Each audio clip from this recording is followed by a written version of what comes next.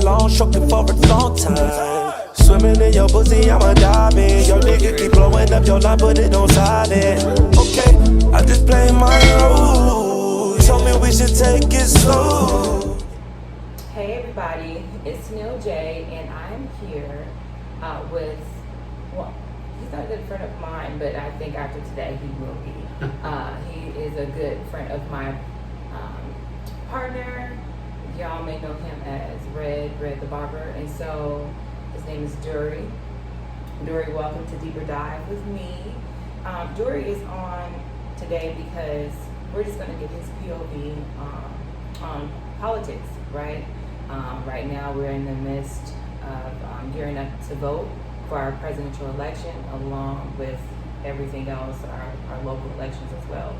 So we're just going to get right down into it. So give me your thoughts on where your mind is with everything right before we're getting ready to vote for our presidential election. Well, first of all, thank you for inviting me to be here. I'm always happy and excited to talk about the subject of politics. It doesn't matter whether it's local or national politics. I try to always keep myself, abreast of what's going on in the different subjects. And for me, ever since I was probably a junior in high school, or even maybe a little before, I've had sort of an interest in politics. When I look at the political landscape and where we are today, I think the 2020 election is probably going to be one like no other, one that I've not seen in my life. I think we really have a clear choice about who we're going to elect, whether you're going to choose a path that will allow you to continue to have the freedoms that you have, or one that will have more government intervention, government involvement in your life. And so I think there's really a clear choice between the Trump-Pence ticket and the Biden-Harris ticket. Okay. Do you mind breaking that down from your perspective based on the information that both camps have provided, so that people can get a better understanding of what you mean by that? Sure. Because also too, for it to be clear, so because you're saying there should be no confusion, right? So this is up a notch or two from the last presidential election. Right. Well, I think if you look at it in terms of where we were, we had 8 years of a Barack Obama presidency. And really that 8 years, from the standpoint of most Black America, was supposed to be a time when Blacks were to see an expansion of their ability to succeed in America, and that we would address racial division and things of that nature. But what we saw was the absolute opposite of that. What we saw was that, from my perspective, I thought racism as we know it was just about dead. I grew up in Oakland, California, and so I'm not a person that just grew up in an affluent neighborhood. I grew up in, for lack of a better term, the ghetto. Right. And so I understand what it means to grow up in a place where you're not really expected to succeed, but then you're able to rise above that and succeed. So with America taking the step to elect the first Black president, most of us thought, or most Blacks thought, that there would be this change in our own thinking and our philosophy over what we've seen before. Right. Unfortunately, what we saw was a continuation of everything that's happened even since Lyndon B. Johnson was president, and his Great Society. What we saw is a continued perpetuation of the state. And when I say of the state, what I mean is continue of the welfare state. Okay. The mentality of government is supposed to take care of you. Government is the answer to all your ills, and not having individuals take personal responsibility. And I think that's something that's plagued the Black community for 50 years. Is that we have not really taken that gigantic necessary leap as a whole to understand that the destiny of every Black family is in the hands of that family and is not in the hands of the government. So when I look at the Trump versus Biden ticket, I see a person, and I see both of them, I see they both have flaws. Right, So there's definitely. just Yeah. no, you're not going to find one that's perfect, and you're not going to find one, period. No Yeah. matter who it was, Yeah. they're not perfect. But what I see is, I see a president who has spent most of his life as a private businessman. And in that time frame, he amassed, a large fortune. And in just the past 43 months or so, he has done more to improve the plight of blacks in America than Biden has done in his 50 years in politics. Okay. And I say that because if you look at everything from black unemployment, which is at historic lows under the Trump administration. I know a lot of people say, well, it was going down under on the Barack Obama. It was, but what it did do is it reached levels that no one ever anticipated it would do under a Republican president. So we saw unemployment go way down for Black America, something that has not happened in 40 years. What we also saw is that the income of blacks in America went way up. So we're seeing an increase in the income that blacks are having under this president in just less than 4 years. What we saw is that there are more blacks that are engaged in the political process than ever before. Okay. And so I think for the first time in my lifetime, I've been, a lot of people call me different things, but I've been conservative for a long time. Okay. Ever since I was a little kid. So Okay. and nobody in my family was conservative. So just so we're clear. It was so just what me. happened? What made you say, I'm going to be conservative? Well, it wasn't even a matter of me saying I was going to be conservative. That you were interested I started to look at everything for myself. Okay. So I started to think for myself. So when I looked at the issues, again, I grew up in the church, and I looked at it from a spiritual standpoint, from a biblical standpoint, and from a personal and moral standpoint. I looked at what the Republicans believed and what the Democrats believed, and in good conscience, I could never vote for a Democrat because of their belief structure. Okay. And what I find, and this has always puzzled me, is when I look at most black people as a whole, when I talk to black people, they are very conservative in their views. Right, I've heard that statement. But they vote Democratic, and it's so it's why do you perplexing to think me. that? Why do you think that? I think it's a mentality that has to be broken, and honestly, I think this election you're going to see that mentality is starting to take a deep dive. Okay. I think it's been generationally told to us this is what we have to do, and the term I remember as a kid they used to say is Democrats are for the poor, or Republicans for the rich, and I'm thinking, well, all these people that say that are actually rich. Yeah. They're not poor, but you got to look at it beyond that, because I never have looked at life as expecting the government to do anything for me. But if you go on YouTube or Facebook or anything today, you'll see a group of people who have an expectation that government is supposed to take care of them. And there is no expectation, there should never be an expectation that government should take care of you. So when I start looking at the individual issues as a young boy, and when I say young, I was probably in my teens, start looking at it, and I begin to question I live with my grandparents, so I start asking questions. And they didn't like the questions I was asking. Okay. Because they had a mindset that the government was going to take exactly. So but as I got older, I started realizing, okay, none of what they believe in, what they call their bedrock issues, are exactly line up with what I believe. So how can you break that down for one? So 'cause sometimes when I'm having this conversation and I hear the same, we're having similar conversations, someone is saying almost exactly the same thing that you're saying. I say, well, it seems like to me that oftentimes people don't really know, right? Because they don't know, well, if you broke it down, how can I really see it for myself? So how would one who is thinking the way that you're saying, like the mentality, how can you help them get a clearer understanding? Like what could they do? Well, the first thing I think, and that's a great question, I think the first thing they have to do is a person has to examine why they believe the way they do. Okay.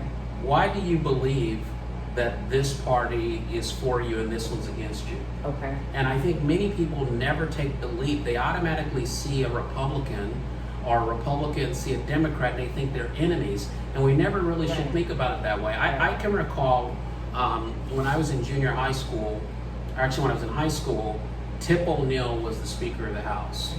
Tip O'Neill was the Democrat Speaker of the House from Massachusetts. I believe it's Massachusetts. Yeah, Massachusetts. And Ronald Reagan was the president. But what you saw were two people, titans in their respective parties, but they had the ability, despite political rancor, they came to work together.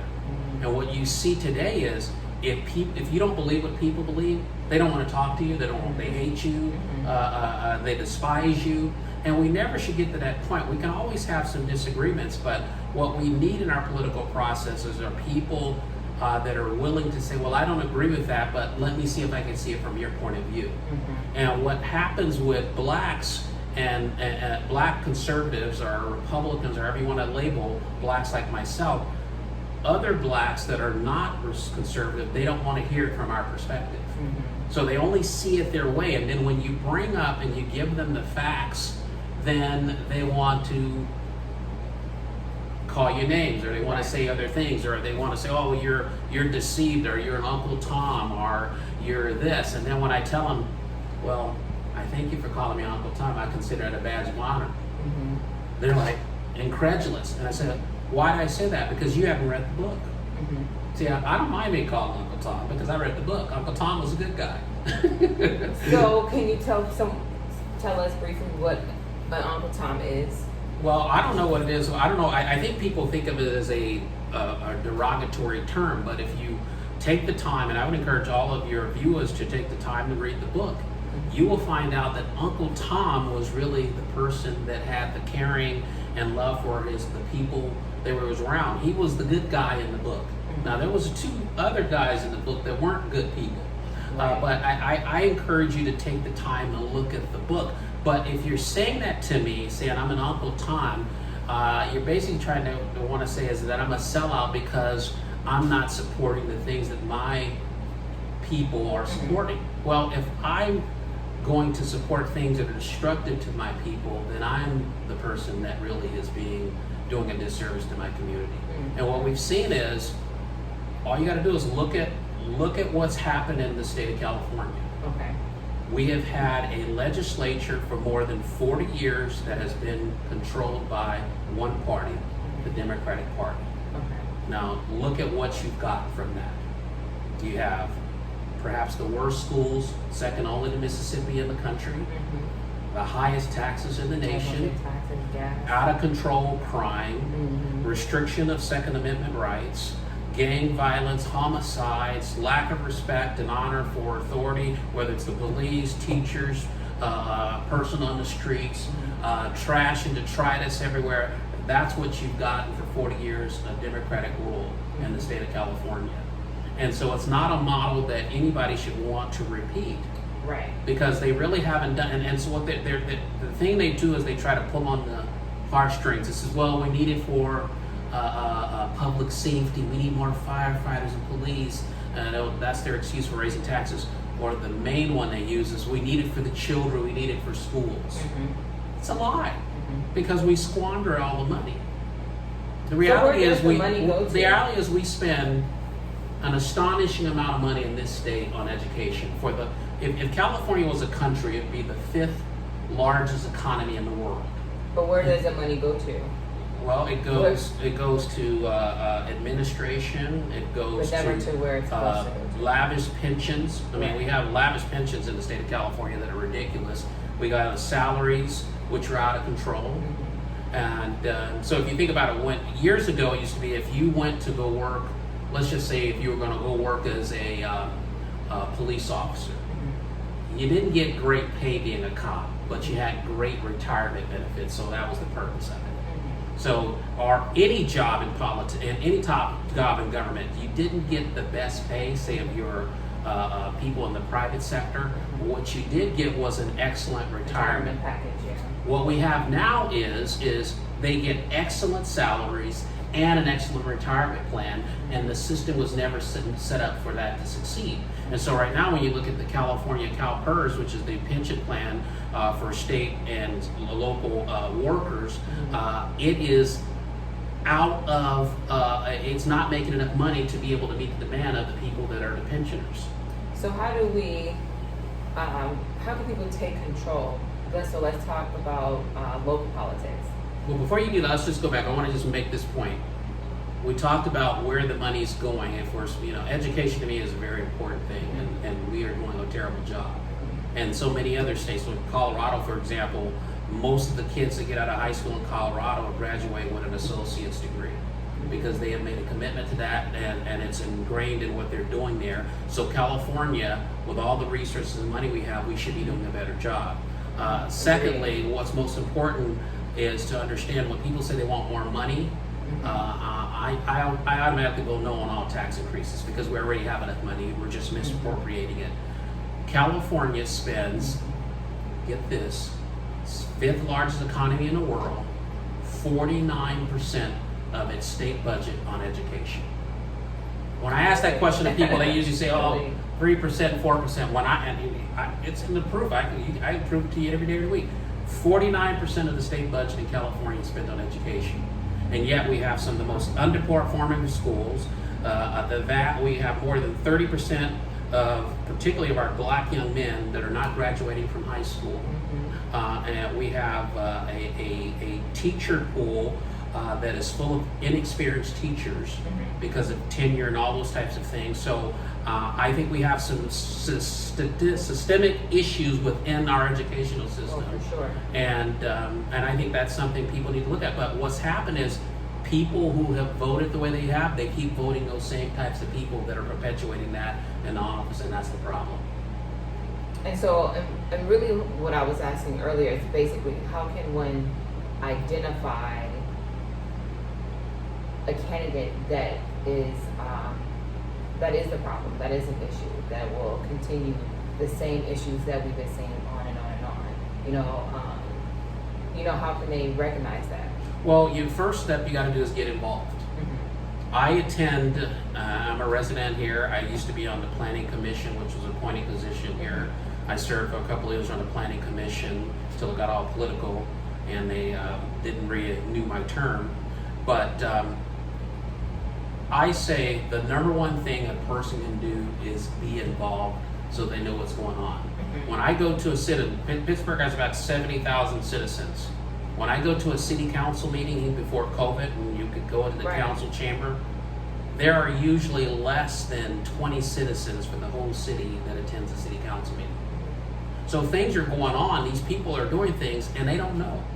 So when it comes time to election, they just remember the same campaign promises that they said before, and they have no context that these people are raising your water rates, these people here are raising the fees on this, that this person has a nonprofit that's getting money from the city or this and what have you. They have no context because they have no level of involvement. So I think the best thing people do is get involved and get off of Facebook and get off of Fox and CNN and listen to that stuff and do your own research. For the job. Okay. So, as you were saying. Yeah, so I think the key is for people to really be involved in the political process. I agree. Don't look at, my wife is involved in healthcare, so she has to be a part of the union. And the other day we got a brochure that basically told her, well, vote on all these things this way. Oh, okay. Now, sadly, many people will just say, well, that's what they say and that's what they will do. And that means that they didn't spend any time to read those propositions for themselves. Right. They didn't get educated about themselves for themselves. They just took the union line. And the union is only going to support things that's going to benefit them in some kind of way. And it may not benefit you or be most appropriate for you as a taxpayer, as a citizen. So I always tell people, get involved, and then you have to do your own research. Yes. You really have to go and search for yourself. And if you do your own research, you will find, and when I talk to people, they always are shocked by the information I give them. I says, well, you agreed with that, but you never did your research, and then you're shocked when I tell you that this is the way it is. Or they say, well, that ain't true, that's fake. Well, okay, here's the compelling evidence to prove it to you. And sometimes people get in deep down in their own ideology that they're unwilling to accept the truth even when it's right in their face. That's true too. And so one, be involved. So how can you do more besides be involved in going to the city council meetings? Well, we are a representative democracy as a nation. So what that means is that we have a government that is controlled by the people. And that means that if you want to change your nation, you want to change your state, you want to change your city, then you have to voice your opinion. And even if you can't make it to some of the city council meetings, get to some of them, write letters, blow up the phone lines. Unfortunately, what happens in like local government here is the few people who many times don't even live in the community, and as they say, the old saying goes, the squeaky wheel gets the oil, those are the people they hear from. So they think the community's on board with a lot of the things that they are doing, right? You know, and then you got to hold them accountable. Right, and that's when I say, well, how do we?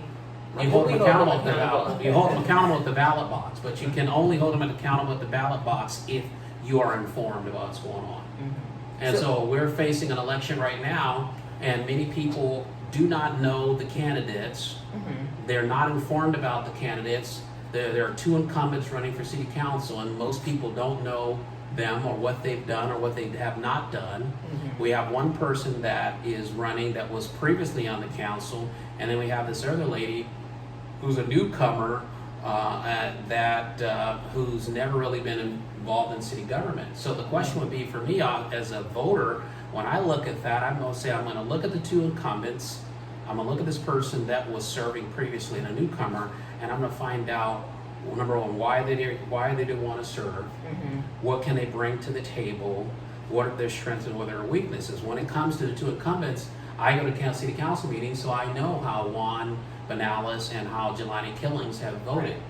So I know that I have a problem with one of those candidates because I know the way he's voted, and I don't think it's not only in the best interest of the city, but his personal views that he has exhibited is not in the best interest of me as a voter. The other person previously served on the council, but he has a history. So you got to ask him. When you say history, what do you mean? He served on the council. He got into some trouble because of not reporting monies that he got. So he got in some troubles. He got to receive a huge fine, and ultimately that ended his political career. Now, I believe in redemption, so you know I have no issue with he's paid his debt to society. If he wants to run, if he has a good platform, I don't have any issue with that. If he's learned something from the mistake, so he has a history. Then we have another person, a lady named Natisha Dill, who is running for office for city council. And as I said, I go to every city council meeting. I've never seen her at a city council meeting. So you want to be on the city council, but you've never even been to a meeting. So I pay attention to stuff like that. Right. You know, I even with Frank Iowa, he's previously been on the council, but I never see him at any of the council meetings. So that's something that I'm going to think about. Now, I understand he's got a sick daughter and he may be listening remotely, so I take that in consideration. But when I look at Dill, she gives these great things about her great, ability and what she manages. I like to look a little deeper. And then when I look deeper, I'm like, okay, she's presenting a picture that's not really true. She made it, well, if you look at any of the interviews she did, she says, well, I got all these thousands of people working for me. Well, unfortunately for her, some of us know that organization quite well she works for, and know she does not have thousands of people working for her. And I even asked several people, I said, is that what you inferred from her comments? I said, how did you interpret it? And every person I talked to, that's what they said. So I want to know, well, why are you saying that? Why are you trying to misrepresent who you really are? If you got 100 people work for you, that's great. But don't go try to make it seem like you're this great, I'm a change leader, and I've got all these things. which is just not really the Right. case. So Don't I give think, us a facade. We need to know the real. exactly, and that's what, unfortunately, that's what's sold in politics on both the Democratic and Republican side. Yeah. They give you this facade, and all along, they're victimizing you in everything that they do. Right. So I think you have to really, if you really want to impact your community, you've got to be involved. And you've got to really remove the partisan portion of it out of the way and really look at the issues that are affecting you and your community. When it comes to the city politics or city government, national politics are really irrelevant to that. Right. But people want to put everything and throw everything. Because what's in. most important is our local. It's all about what's happening local locally, government. you know, and so you've got to deal with things that are local instead of trying to make them about whether a person's a Democrat or Republican. And you know, the local races are supposed to be nonpartisan. And really, as citizens of the town, we should want to elect the person that is best for our community, best for, and it doesn't matter whether they're Republican or Democrat. Now, if I had a person that was aligned with the views I had, even if they were a Democrat and I thought they would be the best person for the job, you betcha I'd vote for them. Right. Right. So you have no prejudice against just whoever will be best. No, I mean, again, I look at, specifically in local, there certainly is a lot more in my mind latitude in voting for, say, a person that doesn't completely align with my moral views in a local election. A little bit. National election, where there are implications that can not only affect the state of California, but every other state, then I look at it as a whole. You know, so I think that you have to be very strategic when you're looking at how you vote, and understand that even though you are one voter, your vote is important. Indeed it is. And a lot of blacks, they don't participate in the electoral process. No. And hopefully more and more will continue to do so. You know, social media has revved up and helped a lot over the years, so hopefully it continues. It also is hurt because there's a lot of false, inaccurate information that goes on there. So again, well, that's what comes the part when people do their own due diligence. they right? have to do their own due diligence. I think that's extremely important. I have a question for you in regards to, you know, voting for Trump. If someone says, well, you know, some of his policies seem like they might align with my own agenda, like what I'm looking for, but the racial issue has me so caught up. I don't understand how I could even vote for him. He doesn't denounce white supremacy, this, that, and the other.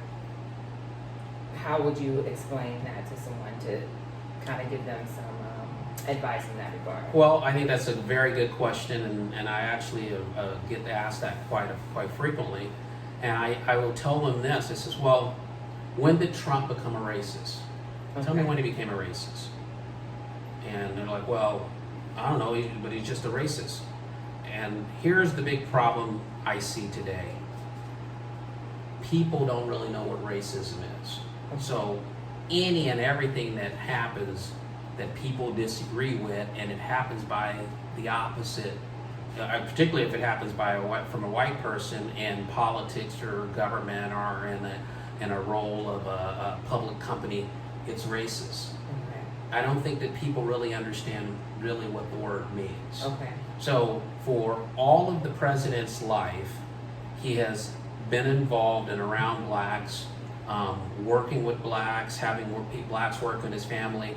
Up until the time he was running for president, there had not been, he did have an issue with some apartments that he owned more than 40 years ago.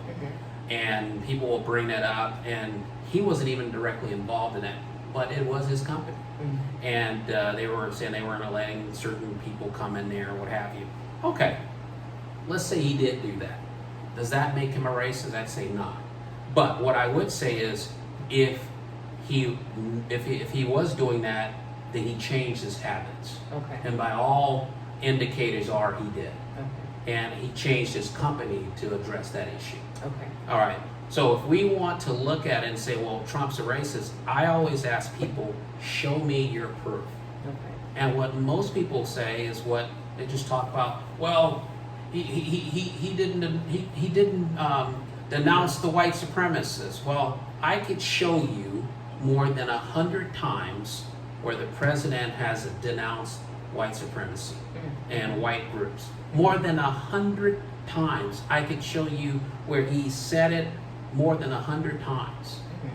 So I think it's an issue that they have really brought up simply to be a wedge issue to prevent people from really looking at a person who's had done a great deal for the black community. So I think it's really a wedge issue. Okay. Personally, I don't see it. Now, if I thought Donald Trump was a true racist, there's no way he would get my vote, Democrat, Republican or not. But I have never seen anything, nobody's ever given me any compelling evidence to say that Donald Trump is a racist. Is it maybe, well, this is what I do see. I do see from all these videos that happen and people are filming and showing white people being disrespectful and rude and racist towards people of color, specifically black people, that they are, I don't know what it is, but they happen to be Trump supporters and they're voters. Some of And them. yes. And so Some of them are not. how do we not know that? The videos that I see, Well, for example, they'll say Trump. They'll say like they're from this imaginary. But black people do the same thing. I mean, let's be fair about it. You know, a lot of people say, "Well, these people support Trump." Well, you can support whoever you want, No, but I'm right? saying- But when you are, you know, if you're calling someone, if you're white and you're calling someone an N-word, you know, or you spit on them or something crazy like that, and you say, because I'm for Trump and blah blah blah, Well, then that's something else. But that doesn't. So what's the difference between individuals that are walking down the street, and because you have on a Trump, you know, "Make America Great" hat or something, and you go and you assault them? There's no difference. Doesn't mean that Trump supports absolutely that, not. Right. or vice versa that Biden. would Right, support I'm not saying that he does support it, but I feel like people get this. I think This is high it's off a of this false or it's a whatever. false narrative. Yeah, I'm not saying And that, I say that either parties agrees Yeah. with what happens. I but think it's like just this- it's been put into the heads of people, and now that's what people repeat because people have parrot mentality. They just repeat what they hear, and then when it comes down to it, they don't have any really proof about what it is. Are there ignorant people that support Donald Trump? You damn right there are. And so I'm not going to make any apologies for that. And if when they're wrong, I call them wrong. Right. But when I look at the group of people who are supporting Donald Trump, I don't see it as this group of white nationalists and all these people. I see people that just love America, that are supporting a guy that wants to make America be the best country in the world. That's what I see. It doesn't matter who you are. You know, if you look at Joe Biden, I mean, people don't want to really call him on his record. And I really wish when Trump and Biden had the first debate, which was like no debate I've ever seen before, I wish when Biden called him a racist, he would have called him out, because actually Biden does have a record of being involved with races, with Senator Byrd from West Virginia, who was the Grand Wizard of Ku Klux Klan, and he spoke at his funeral, and all of these different things that he has done. His crime bill, the 1993 crime bill, which incarcerated more blacks than anything else, that was Joe Biden. Yeah. And Kamala Harris, she locked up thousands of blacks right here in the state when she was the Attorney General. So they have a record, and they ought to be held accountable for the record that they have when they were in office. And so I wish that they would look at it. But if you ask me what I see, I don't see the president as being a racist. I do think that he has opportunities at times when he could be clearer. And he, you know, even during the debate, you know, he was trying to say, the moderator asked him if he would renounce, you know, the Proud Boys and whoever else they wanted him to renounce white supremacy, which is their catchword. Here's a little known fact. I think it is known more now. Proud Boys is not a white national. Okay. There are Hispanics, there are blacks, there are different nationalities in Proud Boys. Okay. So what does that mean? What does Well, Proud I Boys don't mean? really know a whole lot about it's the a little organization, group, but what I or- have found is when I've done a little research and I'm thinking, that's a black guy, that's a black guy, that's a Hispanic guy, that's an Asian guy, that's a white guy. I see all different kinds of people in the Okay. group. So to put a label on them as a white supremacist group, it doesn't really fly. It doesn't cut mustard. Okay. And so are they violent or can they be violent? It seems that they can be. Mm-hmm. And that should be a problem for us. Yeah. But so should be those Anything people that are else? out there looting and tearing up the streets. More than 100 days of rioting and looting in Portland, Oregon. Mm-hmm. I mean, that's something else we should take.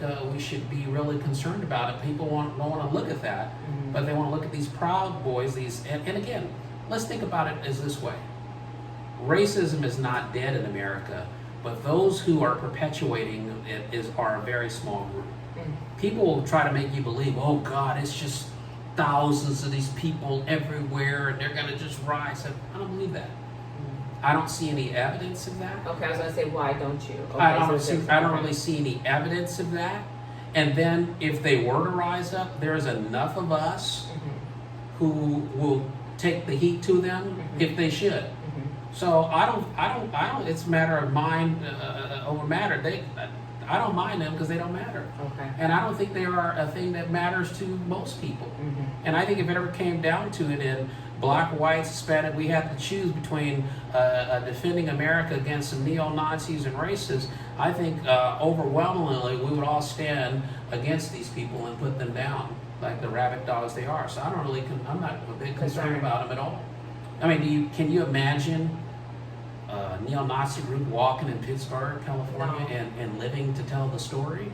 No, Or I can't. can't. Through Oakland or South But Chicago? some of these stories that I do see people experiencing, I'm kind of floored.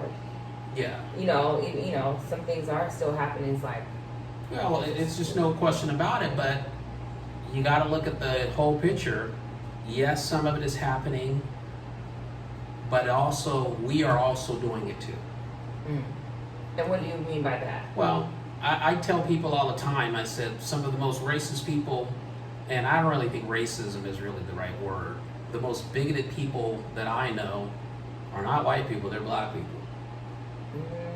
Okay. People don't want to deal with that, but it's reality. Okay. When I grew up, they used to always talk about the Jews, and the Jews were this and Jews were that. They were bigoted towards Jews because they were prosperous and they were successful. Mm-hmm. And that's what you heard. Mm-hmm. And that's sad, Mm-hmm. you know. I mean, for sure. But what I see, a lot of the people that I see, and some of it may be just deep down resentment over what's happened to their ancestors or what Mhm. have you, or people, because, you know, we're not that far removed from slavery. No.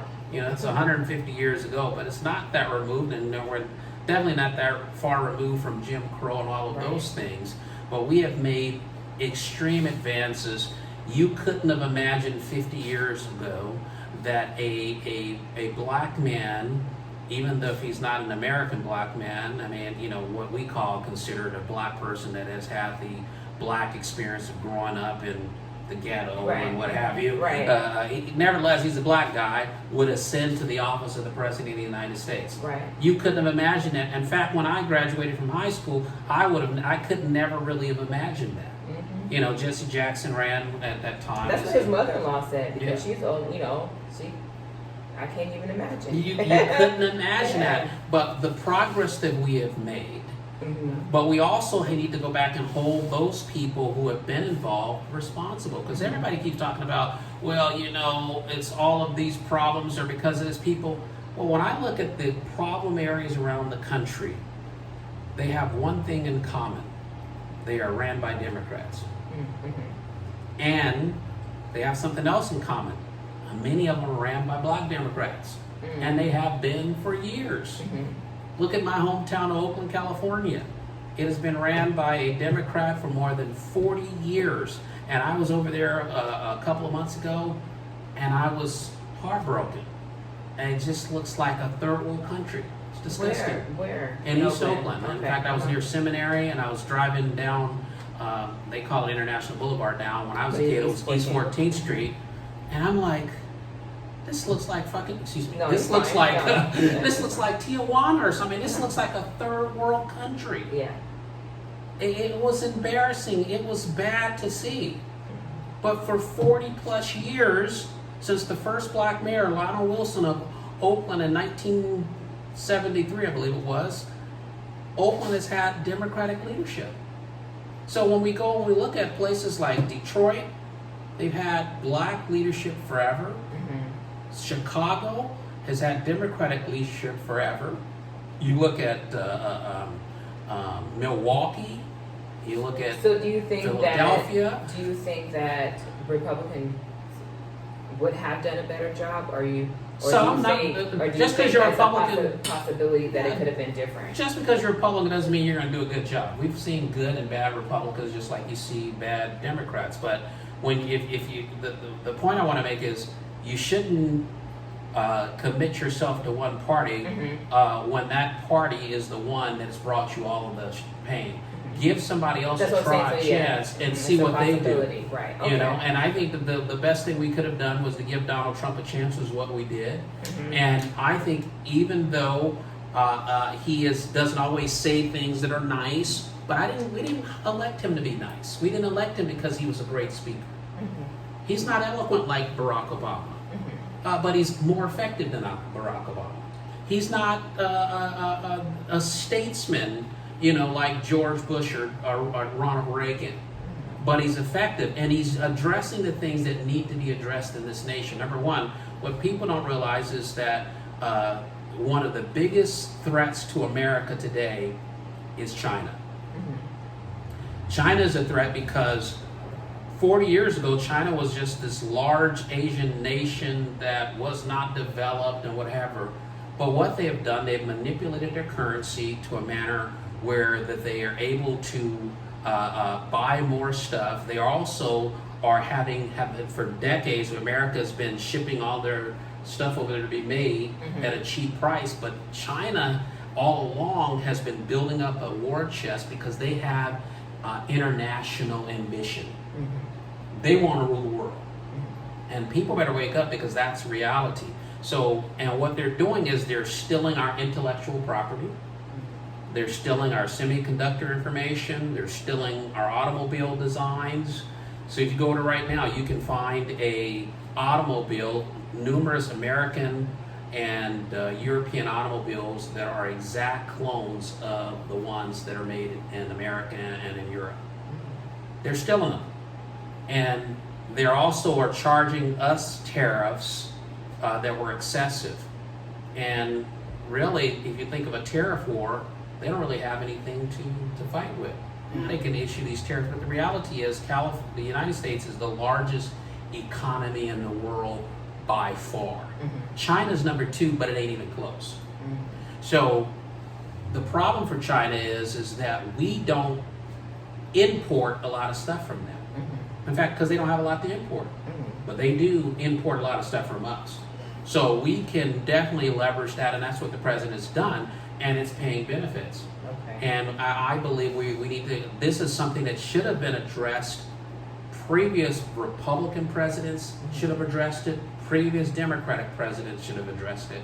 And we have not, and we finally have a president that's doing that. So why do you think that is? Well, I think a lot of people do not have the political will to do it because of the blowback that's going to happen from it. You saw the blowback he got, President Trump got from it, but he's one of these guys that just says, I don't care about the blowback, this is the right thing to do. And speaking of blowback, I mean, a lot of people, especially black people, for Obama, they feel like he didn't do a lot for black people. But also too, I hear oftentimes that, well, they made it difficult for Barack Obama. So can you speak to that? Sure. Well, I think that what the Republicans made difficult for Barack Obama is what I would have made difficult for Barack Obama. Barack Obama wanted to continue, but into a greater degree, a path towards socialism. Okay. That's what he was moving towards. government responsibility, government take care of you. Let's look at some of his key projects, some of the things he's done, and that can tell you we're moving that direction. Obama phone, where you get a free phone and the government pays for you. Why are we doing that? We should not be doing that. The purpose, they say, well, so people can get a job, in this economy, they can get a job. Utter nonsense. Because everybody already has a cell phone. But now we still have this program, which I know the Republicans are trying to dismantle. And if they ever get both chambers of Congress, I'm sure they will, where we're giving people a free cell phone, and they can get multiple cell phones a year, and you and I as taxpayers pay for it. So it's an utter disaster. It's a social program where government is going to be responsible to take care of something that you should take care of yourself. And then you don't have any responsibility to be, because under the present program, you can get more than a dozen phones in a year. That's absurd. You can't, as a private carrier, you can't go to your carrier and say, hey, I lost my phone, I need another one. And say, okay, well, you can get another one, but you got to get some money. Look at another one of his key programs, Obamacare. What an utter disaster. What Obamacare did was made health care more expensive.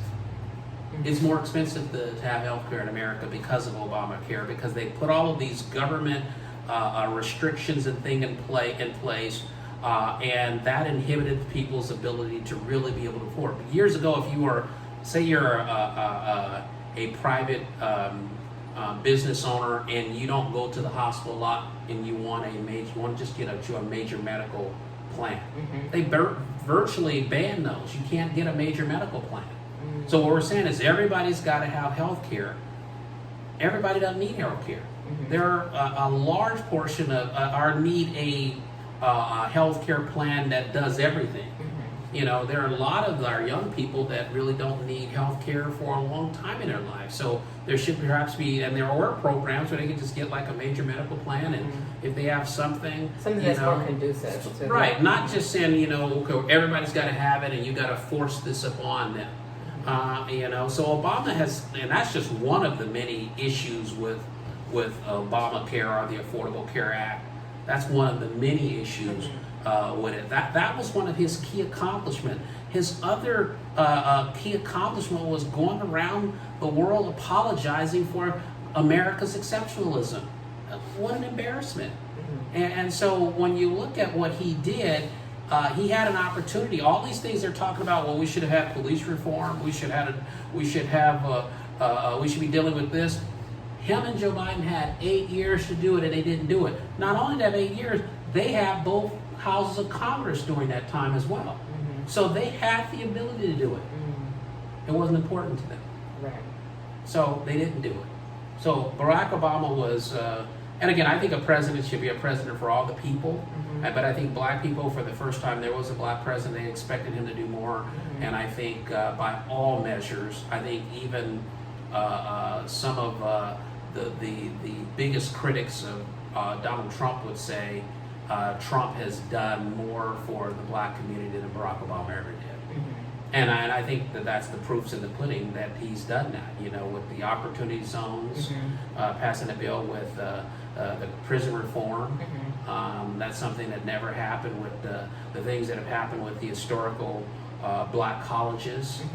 People say, well, that's just something in principle. No, you go talk to those presidents, it's having real-time effects in those colleges right now. So I think the president has done what no other Republican president or Democratic president has done. He's reached out to the black community and he says, okay, what can we do? What can I do as the president of the United States to help people, black people to move forward? We don't often hear that in the media, but it's the reality. That's really what's happened. And so I think that's why I think this year you're going to see more blacks vote for a Republican president than you've seen in 60 years. Because before John Kennedy, blacks voted Republican. Right.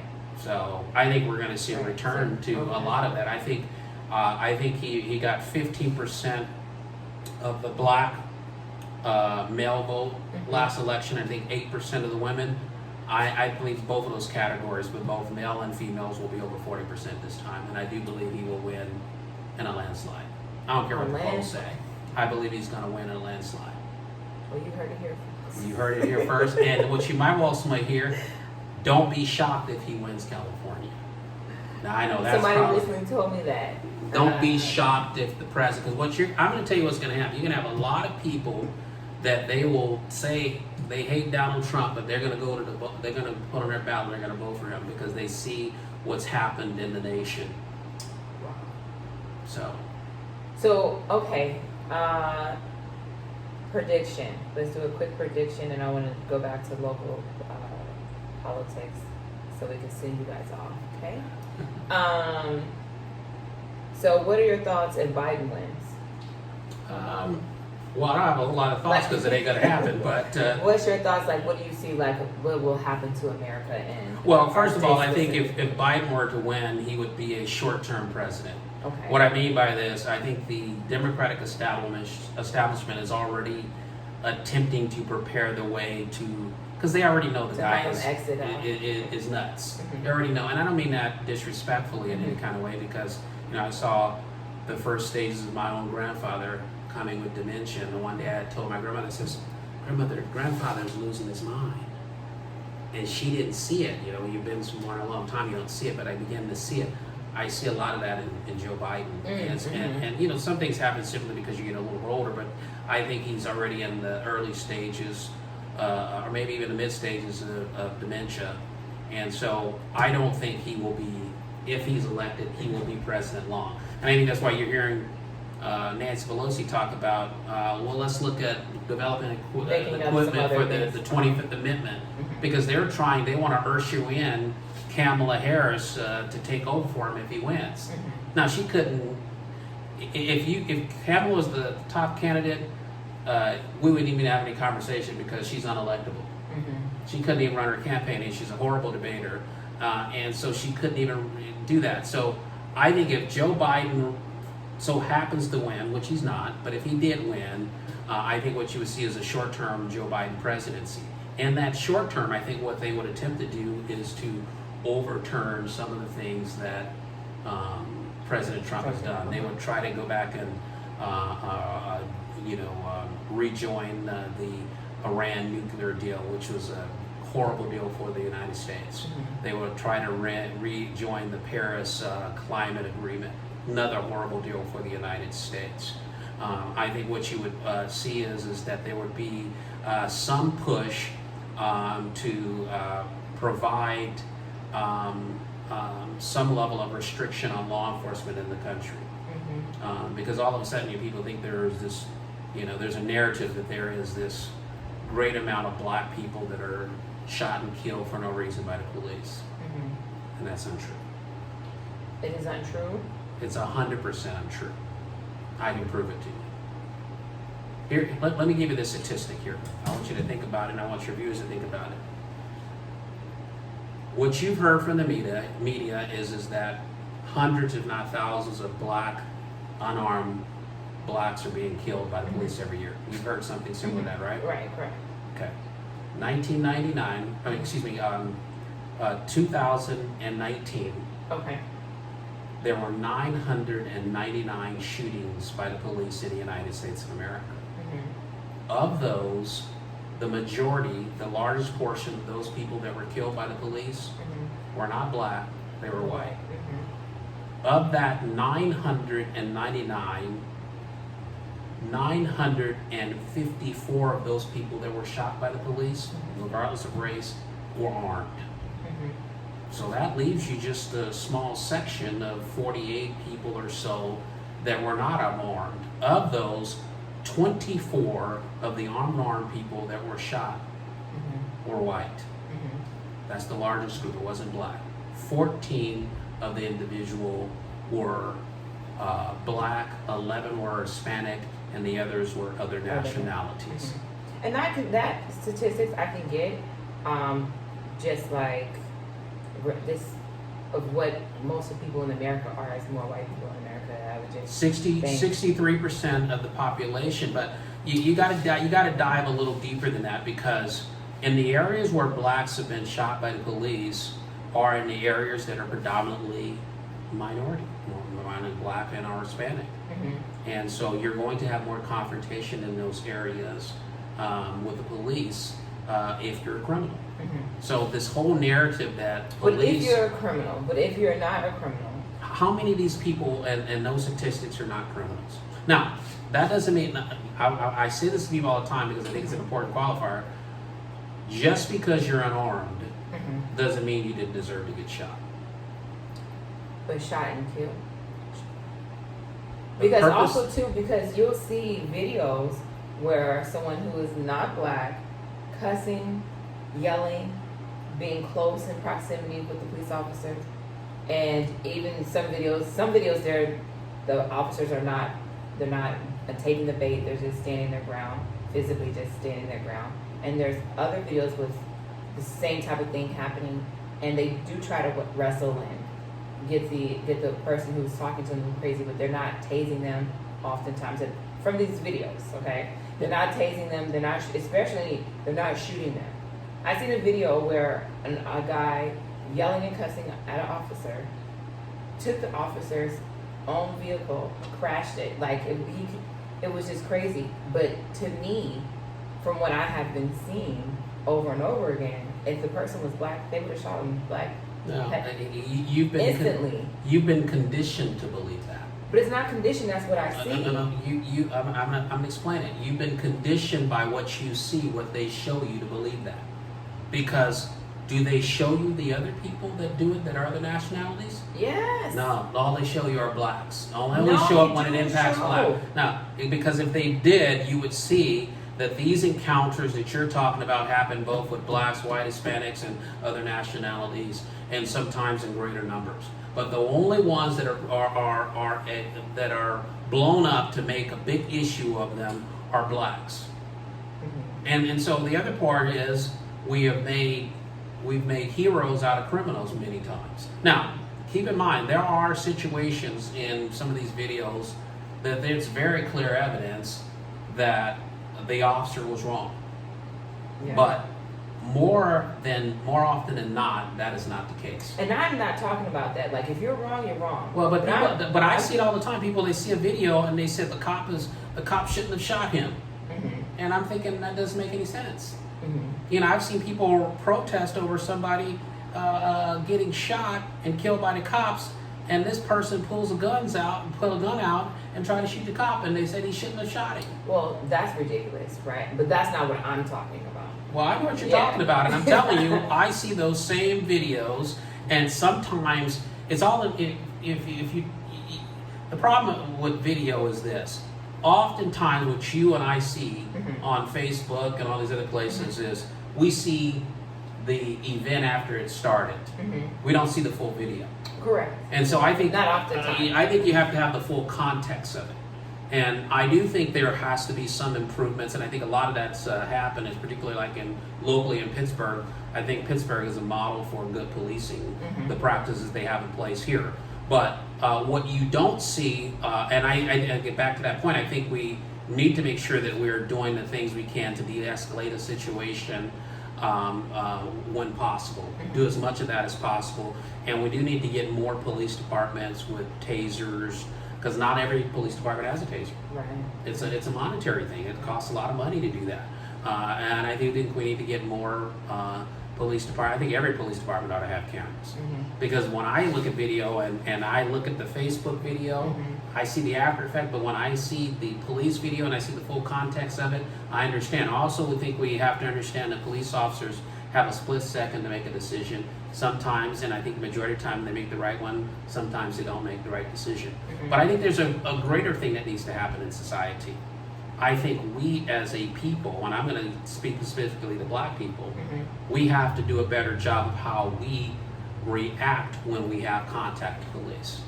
Because what I see many times is I see people that are acting a straight ass, and but they are great. White people do that all the time. Why must black people act a certain way in regards to... I don't care whether you're black or white or who you ought to act a certain way when you come in contact with a law enforcement officer. Don't come into the situation with a chip on your shoulder. I don't care what nationality you are. That I agree I'm with. telling you right now, I see blacks that take it to a next level. And I think it's despicable, and I think it creates a lot of tension and problems. And here's a guy that wants to get home to his family, or a girl wants to get home to her family, and they got to deal with you being a jerk and worried about you reaching where you're not supposed to be reaching and doing things you're not supposed to be doing. Even if you don't like the police, you know, there is a way that you should act. And it's the same thing I've taught my kids. You know, when I grew up in Oakland. You would think, okay, well, I've been victimized by the police. I have not. I've never had an encounter with a negative encounter like that with the police. And I grew up, again, not in, you know where seminary is. I grew up, one of the parts I grew up was off of seminary on a street called Bromley. There are people shot in my front yard. So I am not a person that has not lived in the hood and is just some upper middle class guy that's just talking something he has not experienced. I know what I'm talking about. But the people, and many of them I went to high school and elementary school and junior high school with, many of those people who had constantly getting what they would call harassed by the police were the people that were standing on the street corner and doing the things they had no business doing. And so people say, well, that's harassing. No, we don't want you on our corner anyway. Right. So I do believe that we have to take every police shooting in context, and we need to look at all of the evidence before we make a conclusion. I do my best not to make a statement about a shooting until I see all of the facts. Because even with the George Floyd situation, I didn't want to make an immediate assessment about that until I saw it. But when I looked at the guy with his knee on the dude's neck, that's just beyond unbelief for me. Yeah. So that's unacceptable. And his knee was on the guy's neck for 8 minutes or something. And I really don't care if the guy had fentanyl in his system. What's your level of humanity and compassion? That is totally unacceptable to me. Right. But when I look at a shooting like Michael Brown that happened in Ferguson, I see a guy that was out of control and he deserved to be shot. I would have shot him too if I was a cop. And if you look at the video, and if you look at the context of the whole thing, look at it right before he got into the altercation with this officer. He was in a store stealing stuff, pushing the store owner, little Asian guy around like he's not being a bully. And when he gets into this conversation, I mean, this is a big kid. I mean, they give you that little nice, you know, sweet picture of him on TV. But he was a menace to society. And he attacked a cop and he got shot, and that's what he deserved to get. Because again, even if he didn't have a gun, that officer, if he did not respond in such a way, he probably would have lost his life. He would have killed him. There are many cops that are killed by people and they don't shoot them. There's knives, there's bats, there's hammers, there's choking, strangulation. There's other kind of ways to be shot. And so again, your job as a cop is to enforce the law and to work with the community, but you also want to come home every night. Right. What do you think about this? So do you think that that some officers have this preconceived notion when it comes to black people when they're pulling them over? Yes. Automatically seeing them a certain way and Yes, treating them a I certain do way? believe that is an issue, and I think it's an issue that has to be addressed through repeated training and community involvement. But again, I go back to, and I'm not going to make any excuses for cops to do that, but I go back to, if you are working in South Chicago or Oakland, California, and every time you encounter a black person, even if it's for something they did wrong, it's a confrontation. You begin to build up this thing that it'll mess with your mind, and you'll begin to believe that every black person you encounter is an ass like that. And I think that's what happens. I see it all the time. So what happens when we're further east of the Bay Area where we're located? So for people who have experienced police pulling them over, who are from this type of area, from Brentwood, Oakley, that's somewhat different from Oakland and Richmond, you know. Well, but if did they have a legitimate reason to pull you over? Is always the question. I have a cousin who I've been with on a number of occasions, whether physically in the car or him following me and another family member, and he's been pulled over for no reason. Okay, so what was the reason the officer gave them? Really no reason. They never give you a reason? No. Okay, so no. So, and the latest time we were, and and the Oakley Winco, and that was the latest time. And that, for one, for sure, I know you couldn't say anything because one of my other cousins, she was with me. She said, "Well, where did you pull him over?" And he just told her, "Ma'am, just stand back." But he never gave anybody a reason. So here's what I would do if I was encountering the same thing. This is advice I'd give to anybody else. If you're pulled over by a police officer, follow the instructions. Mm-hmm. You have a right to get his name, Mm-hmm. to get the time. Do not attempt to resolve the issue with that officer right. on the scene. Right. Because if an officer, I don't care where it's from, is pulling people over for a non-legitimate reason, then their command staff needs to know about that. Mm-hmm. You don't need to go FaceTiming and do all that kind of foolishness. Get the information, let the officer conclude his business, Mm-hmm. and then you go and take care of your business. Mm-hmm. And I think if people would do that, then we would More address frequently, more right. frequently instead of, well, get on Facebook Live and do all that silliness. Or not doing anything. Or not doing anything. Oh, that doesn't anything. Let's hold officers that are doing irresponsible things accountable, but let's do it the right way. Mm-hmm. Let's not go out and get in a confrontation. You know, I saw a video of a guy, he got pulled over. The officer asked him for his license and registration, and he said, "Well, I don't have to give it to you." And this is the thing. So ultimately, they end up breaking the window to get the guy in the car. You have an obligation when you're pulled over and driving around the building to give your license. And this guy's trying to FaceTime it and like he's in the right. He's an idiot. Mm-hmm. And so if you start from that point of confrontation, I'm going to tell you right now, if you take you and I, if I walk up to you and I say something to you and immediately it's confrontational, what's going to be your first response? You probably will get an attitude. Yeah. I'm gonna say the same energy. Cops are no different, Mm-hmm. but they've been trained. They should be trained, and we are reinforcing. Police departments are reinforcing that training to teach them how to deal with people that are being, unreasonable and belligerent and saying things they need to not to say and what have you. I think that's something that's important that they need to continue to do. But I think we need people reform. Mm-hmm. We need to reform people to know how to act the right way. Yeah, we need police reform, but we need people reform so people know how to act when they're when they're encountering the police. That means you got to be like a low, meek mouse or anything, but handle the encounter with a respectful manner. If the officer's being an ass, I'm going to be just taking note of that, right? Because I'm going to be talking to the police department, Right. and I guarantee you, there's going to be some responses to that. Right. And so I think that that's the appropriate thing to do. I also encourage people to, when I talked earlier about being involved, know who the police officers are in your community. We're going to go to that. We're going to talk about local politics. And so, okay, so then now we talked about if Biden and Harris were to win, what you think it would look like for Americans. I think it's going to be a step backwards. So step backwards. I think we're going to realize it's going to be a major step backwards. And then Trump forward. You think he will bring the United States forward? I know he's going to bring us forward. I think we still have a lot of work to do with China. I know we're working on the Middle East peace accords. I know the president has a lot of hopes for that. Mm-hmm. These people have been fighting for thousands of years. Mm-hmm. I don't have a whole lot of hope that they're going to correct themselves and Right. start doing that. But I applaud that he's doing what other presidents have done. I think that once we get past this corona thing, we will see. And what we saw with the president in the first 36 months of his presidency was a robust economy. We saw manufacturing jobs that Obama said would never come back to the United States.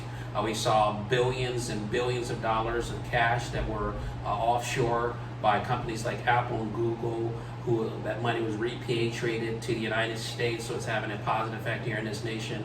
And I think you're going to see more and more of that in the second President Trump term. Okay. And then as we say goodbye to our watchers and listeners, to take it back to talk about local politics. So it is important to be involved, and that's what you were just saying right now. Yeah. So what are some encouraging things to do? Because I'm not sure exactly when this will drop, but I want people to know that from this day that we're filming, the presidential election is what, 2 or 3 weeks from now? 3 weeks away. Yes. Yeah. So even if this comes the week of, voting or after, politics doesn't stop. That's right. It still Should is be your life. ongoing. Yes. It should be your life. You should know that the government is you. Yeah. Yeah. You are the government. We are the government. Yeah. And what we have to make these politicians know, because if you look at them, they act with impunity. If they act like they are the government, that they control They stuff, don't. and they're not our leaders. There's some people always say, those are our leaders. No. So how do we, for local government, how can, when you see corruption even within local government, how can you hold them accountable? Well, if you, Because I hear that people, people get upset and people get scared to say things, and so it's like. well, if you see it, other people see it, and you're concerned about, doing it yourself, partner with somebody to do it. But make sure you have your facts. Take that information to either the local police department or district attorney. Our district attorney is corrupt in Contra Costa County, so you might need to go to the U.S. attorney with it. But get that information, and so don't lay down and accept it. I mean, when I see things I don't like in this city, I'm not a person that's just like a one that's always screaming. But when I reach out to the city manager, and I'll reach out to him directly, I know that he's gonna I get a response from him, because number one, he knows I'm engaged, and he knows I'm not just giving him frivolous stuff, fake stuff. I'm just stuff. He knows what I'm saying to him is something that's important Of substance. and of substance, and I get action from him. Well, So you need to. I think every person should have a relationship with the people that are on the council. Get to know them, and don't think of that relationship as they're your leader. They work for you. You don't work for them. Right. They work for you. Right. And don't take it that way where you get so cozy with them that you can't see past their faults and all that. Yeah. Oh, well, I know that person by first name. I don't mean nothing. Right. Hold them accountable to do what's best for your city, your community. Yes. So always vote your interest. That's right. So make sure you vote. Make sure you register to vote, and be involved. Absolutely. Right. And thank you, Durie, so much for coming Yeah, on. it was fun coming on. I like talking about this stuff. Hopefully And you'll have me back sometime. I will, of course. And if people want to talk to you or engage with you, where can they find you? They can find me. I'm on Facebook, just Durie Foster. My son's on there, so look for the junior. I'm always willing to engage people. Okay. So look for me. All right. So see you soon. Bye. Bye now.